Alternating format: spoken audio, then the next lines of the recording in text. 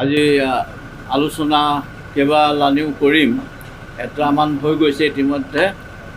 কাইলৈ আকৌ বঙাইগাঁৱতো বহিব লাগিব আৰু এতিয়া আজি কোকৰাঝাৰতো মই বহিমগৈ আৰু যথেষ্টখিনি প্লেন প্ৰগ্ৰেম কিছুমান আহি আছে, সেইখিনি আমি সুকলমে কৰিব লাগিব। তাৰোপৰি মই ধুবুৰীলৈকেও যাম কাইলৈ, তাতো মিটিং কৰিব লাগিব BSFৰ লগত, ইয়াতো SSBৰ লগত আমি কৰিছোঁ, লগতে আমাৰ থানাৰ ভাৰপ্ৰাপ্ত বিষয়া বা ছিনিয়ৰ অফিচাৰসকলৰ লগত।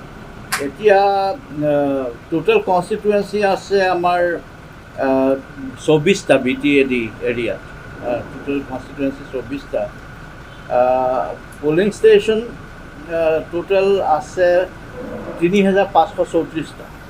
তাৰে 95তকৈ বেছি শতাংশ পলিং ষ্টেচন গাঁৱৰ এৰিয়াত আছে, ৰুৰেল, আৰু বাকীখিনি আৰবান এৰিয়াত আছে। ভালনাৰেবল যিখিনি আছে তাত আমি এটা ছেকশ্যন দিম মষ্টলি, আৰু বাকীখিনিতো আমি হাফ ছেকশ্যন দিবলৈ যত্নপৰ হৈ আছোঁ। যিমান পাৰোঁ আমি সেইখিনি কৰিম।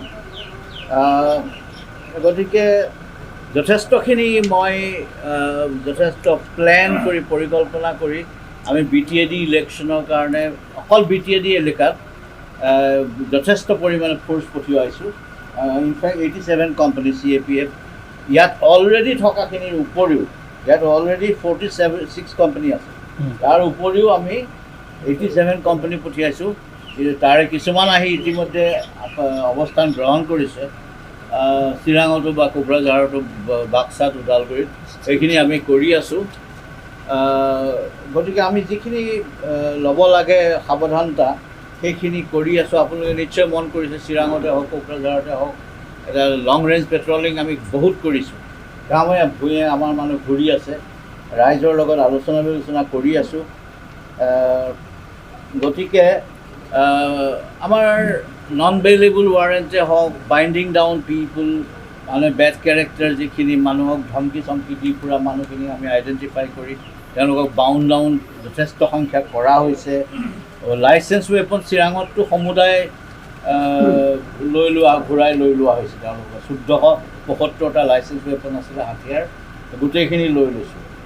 আৰু BTAD এলেকাত যোৱা 2 মাহত, আজি মাৰ্চৰ মানে এই 29 তাৰিখ, এই 2 মাহত 1 জানুৱাৰীৰ পৰা এতিয়ালৈকে 65টা AK-47 ৰাইফলে উদ্ধাৰ কৰিছোঁ। গতিকে আমাৰ ইয়াৰ পুলিচে যথেষ্টখিনি কষ্ট কৰি আছে আৰু যথেষ্ট সংখ্যক অন্যান্য হাথিয়াৰো আমি উদ্ধাৰ কৰিছোঁ। 87 লাখতকৈও বেছি পইচা আমি উদ্ধাৰ কৰিছোঁ ইয়াত, আৰু মদো তেনেকৈ যথেষ্টখিনি ডেষ্ট্ৰয় কৰা হৈছে। 25,000 প্ৰায় লিটাৰ মদ জব্দ কৰা হৈছে আৰু ধ্বংস কৰা হৈছে 47,000, 50,000মান হৈ যাব আজিৰ ভিতৰত লিটাৰ। গতিকে এই ধৰণে আমি কাম কৰিছোঁ আৰু কি কি সাৱধানতা অৱলম্বন কৰিব লাগে সেইখিনি আমি অফিচাৰসকলৰ লগত আলোচনা কৰিছোঁ। আৰু BTAD এলেকাত কোনোবাই হাথিয়াৰৰ দপদপনি দেখুৱাই পেলাই কাৰোবাক ধমকি দিব, আমি ৰাজনীতিৰ কথা একো নাজানো, পুলিচ বিষয়াই হওক, আৰ্মিয়ে হওক, CAPF হওক। আমাৰ কথা হ'ল অৰাজনৈতিক হৈ থাকি আমি নিজে কোনো পাৰ্টিৰ লগত ফেভাৰ বা ভয় কৰা এই ধৰণৰ কোনো আমি মনোবৃত্তি পোষণ নকৰাকৈ আমি কমপ্লিটলি নিৰপেক্ষভাৱে কাম কৰিবলৈ আমি আহ্বান জনাইছোঁ। আমি পুলিচৰ সকলো বিষয়া কৰ্মচাৰীক।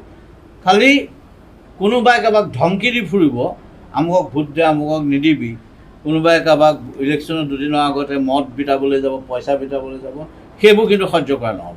সেইখিনিৰ বিৰুদ্ধে আমি NLFB ইতিমধ্যে নতুনকৈ গঠন হোৱা NLFB ইতিমধ্যে বহুত মানুহক ধমকি দিয়া পৰিলক্ষিত হৈছে। এমবাথা বিশেষকৈ পৰিলক্ষিত আপোনালোকক কিমান হৈছে মই নাজানো। আমাৰ অলপ বছৰ খবৰ আছে এই দিশত, তাৰ ওপৰত ব্যৱস্থা লৈ থকা হৈছে।